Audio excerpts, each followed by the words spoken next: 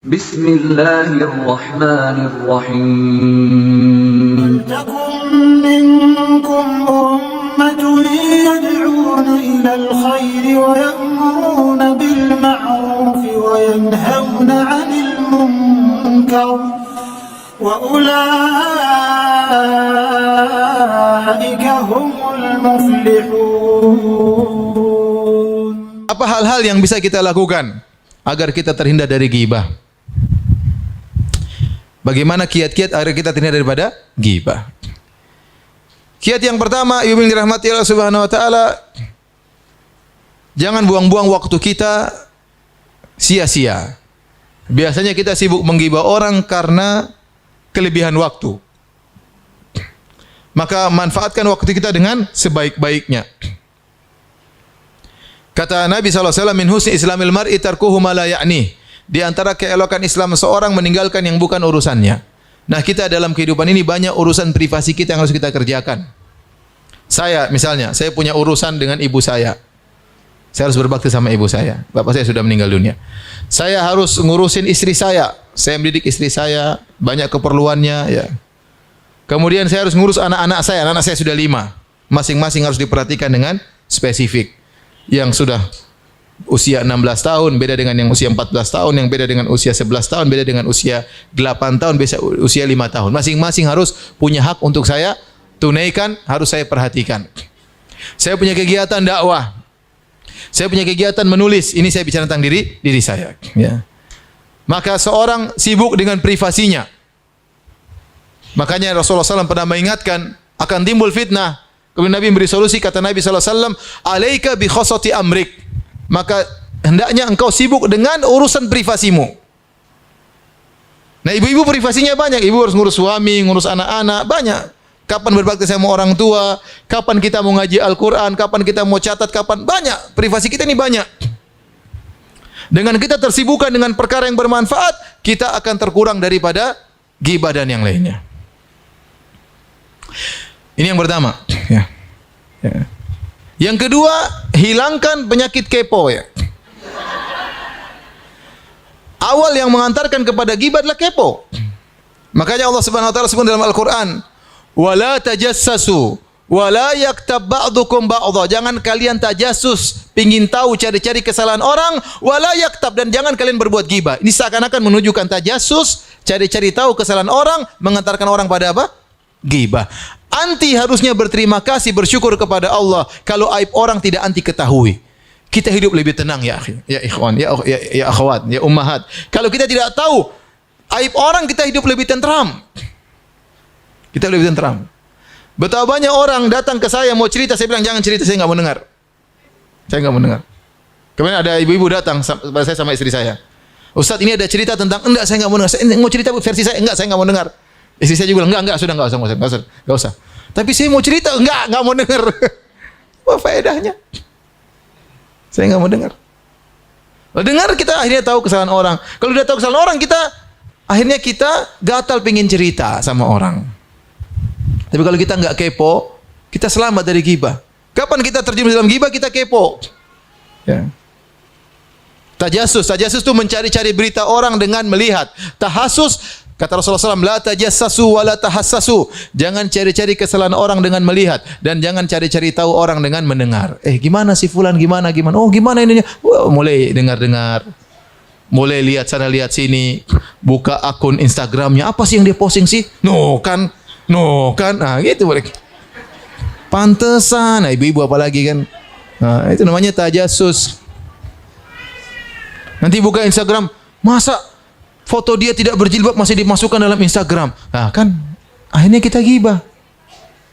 Kalau kesalahan itu depan mata kita, kita tegur. Tapi kalau ke depan mata kita, tidak diwajibkan kita untuk mengetahui kesalahan tersebut. Yang buat kita terjebak dalam ghibah, kenapa? Karena kita sibuk dengan medsos, cari-cari tahu berita tentang orang. Masih banyak yang belum kita baca, cerita tentang Abu Bakar radhiyallahu anhu, tentang Umar radhiyallahu anhu, tentang Ummahatul Mukminin, tentang Aisyah, tentang Hafsah. Kita enggak tahu sejarah mereka. Tentang ulama-ulama bagaimana, kita enggak tahu sejarah mereka. Quran enggak pernah kita baca, tafsirnya enggak pernah kita baca. Kita hanya baca sampah tiap hari. sampah tentang artis ini, tentang artis anu, tentang ini, tentang anu, sampah yang tidak ada manfaatnya buat kita di dunia maupun di akhirat. Hanya tahu tentang kejelekan orang, akhirnya kita jadi bahan omongan, ghibah, namimah dan yang lainnya. Ya. Penyakit kepo ini sudah diingatkan oleh para ulama dari dulu, namanya fudul. Adanya fudulun nazar. Kepo dengan melihat, masuk rumah orang misalnya. Itu namanya kepo. Itu sudah diingat oleh para ulama dahulu. Nggak boleh. Nggak boleh. Tapi masuk keperluan, masuk aja sudah. Masuk, ketemu tamu, selesai. Nggak usah lihat sana, lihat sini. Khawatir nanti kalau kita sering kepo, ada hal yang haram kita lihat. Tahu, ternyata istrinya mungkin lagi di mana, lagi terbuka rambutnya misalnya atau apa. Akhirnya gara-gara kebanyakan apa? Melihat yang tidak perlu. Sama kebanyakan mendengar yang tidak perlu. Gimana sih? Ada orang dua ngobrol, nimbrung ya, ngobrol apa? Nimbrung itu baca Quran sana. Ini bikin kita akhirnya terjun dalam ghibah. Seperti itu. Jadi kurangi kepo, ya. Karena kalau kita kepo kita bakalan banyak komentar dan itu sudah pasti tidak mungkin dihindari, ya. Kemudian di antara hal yang mengurangi kita dari ghibah, menjauhkan dari ghibah adalah kurangi interaksi sama ibu-ibu terlalu banyak.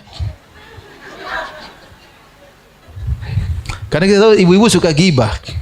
Di mana-mana enggak ada ibu-ibu yang enggak ghibah. Benar atau tidak ibu-ibu? Benar ya. Saya kurang jelas. Benar atau tidak? Benar. Ya sudah. Enggak juga Ustaz. Enggak juga berarti iya juga. Jadi saya terus terang termasuk saya melarang istri saya. Saya bilang kamu bergaul jangan terlalu dalam-dalam bergaul sama, terlalu dekat-dekat. Kenal banyak orang enggak apa-apa. Tapi kalau sudah mulai akrab banget, tiap hari ketemu, wah ini kadang-kadang rawan ghibah ini lama-lama. Karena kata Nabi SAW, zur ghibban tasdad hubban. Kata Nabi, kunjungi sesekali, jangan sering-sering. Kalau kau kunjungi sesekali akan tambah saling mencintai. Maka dalam pergaulan kita nggak boleh sering ketemu, kecuali ada keperluan dakwah, keperluan proyek, nggak ada masalah. Tapi kalau nggak ada keperluan ketemu lagi, Umu saya main ke rumah Umu ya. Ya, besok lagi ya Umu ya. Seminggu 7 kali ya, nggak 7 kali ketemu tiap hari. Taib, hari pertama ketemu, ngobrol, ya nggak ada ghibah. Hari pertama selamat. Gimana pengajian tadi? Ya, gimana? Menurut anti ustadznya gimana? Mulai ghibah kan? Ghibahin ustadz. Ustadznya nggak menarik, ustadznya gini ngomel-ngomel dari tadi misalnya ya. Jadi maksud saya, kalau kita ketemu terlalu sering sama orang, mungkin obrolan pertama kita santai.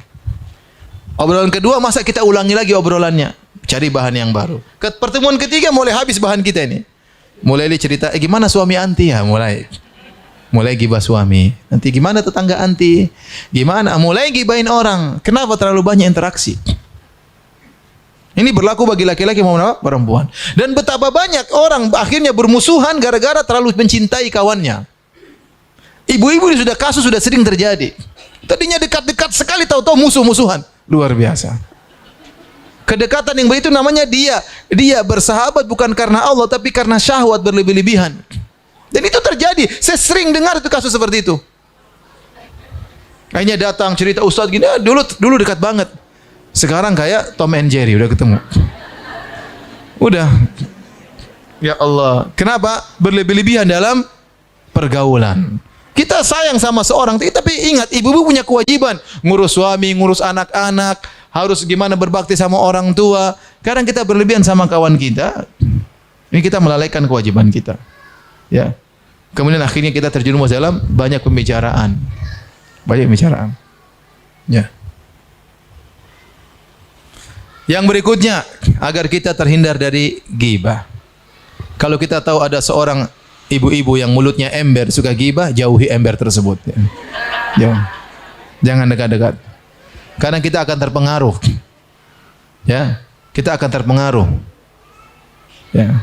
Kalau kita sering dengar orang maki misalnya anjing, babi, kita akan terpengaruh lisan kita. Kalau kita sering bergaul sama orang yang ghibah jadi biasa, kita akhirnya ikut apa? Menggibah. Jangan. Kita tahu dia suka ghibah, kita jangan ngobrol sama dia. Ya udah. Jangan ngobrol sama dia.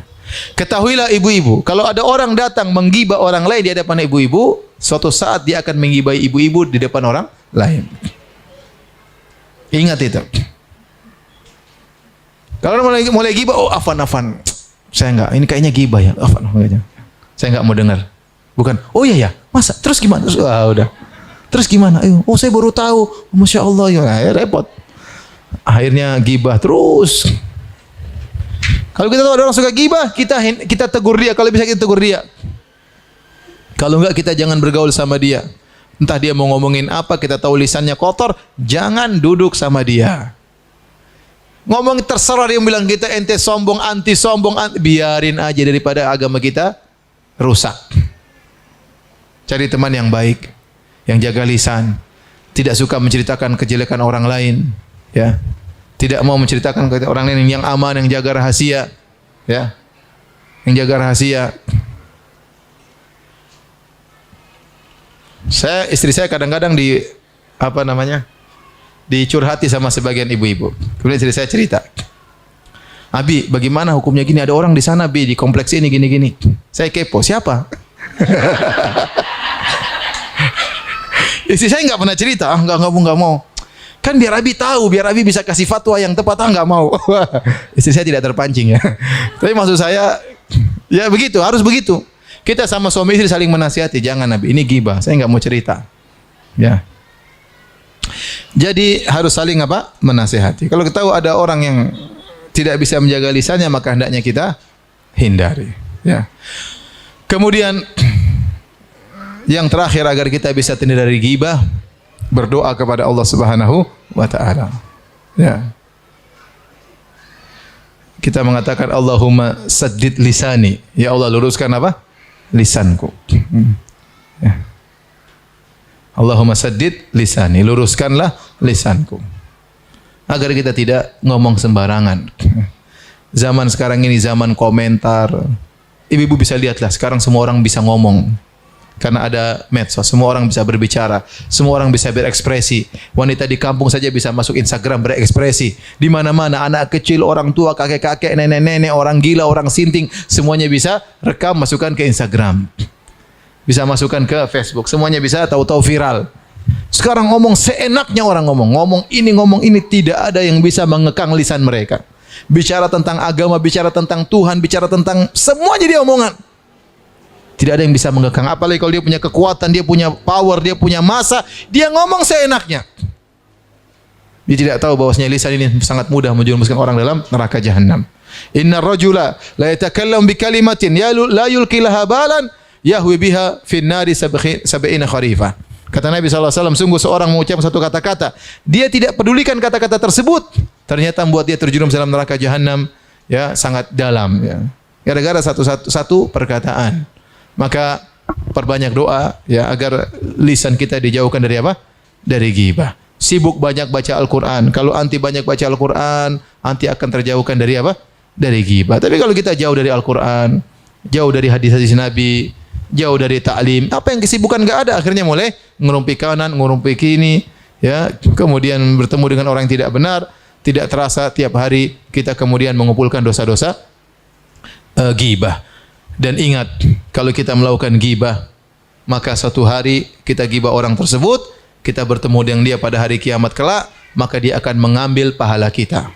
Tidak bisa kita membalas apa yang kita lakukan kepada dia kecuali dengan mentransfer pahala yang sudah kita dapatkan kepada dia pada hari kiamat. Makanya ada seorang ulama berkata, sungguh aneh seseorang, pagi hari dia, malam hari dia kumpulkan pahala sebanyak-banyaknya. Malam hari dia solat malam, pada subuh kemudian dia zikir, dia baca Quran, kemudian siang-siang dia bagi-bagi pahala. Dia ghibah si fulan, dia transfer pahalanya. Dia ghibah si fulan, dia transfer pahalanya. Dia ghibah si fulan, dia transfer pahalanya. Kasihan orang seperti ini. Bagaimana di hari kiamat kelak, orang yang Anda ghibah adalah orang yang Anda benci. Tahu-tahu orang yang Anda benci tersebut justru Anda transfer pahala Anda kepada dia. Ini derita seorang yang ghibah. Dia mentransfer pahalanya kepada orang yang dia benci, yang dia ghibah tersebut, ya, yang dia ghibah tersebut. Maka hati-hati seorang, terutama ibu-ibu, jaga lisannya, jaga pergaulan. Kalau ada ghibah maka tahan lisan, ya. Tegur orang tersebut. Ada majelis ghibah, tinggalkan majelis tersebut. Maka akan selamat dunia maupun di akhirat. Wallahu taala alam bisawab. ولتكن منكم أمة يدعون إلى الخير ويأمرون بالمعروف وينهون عن المنكر وأولئك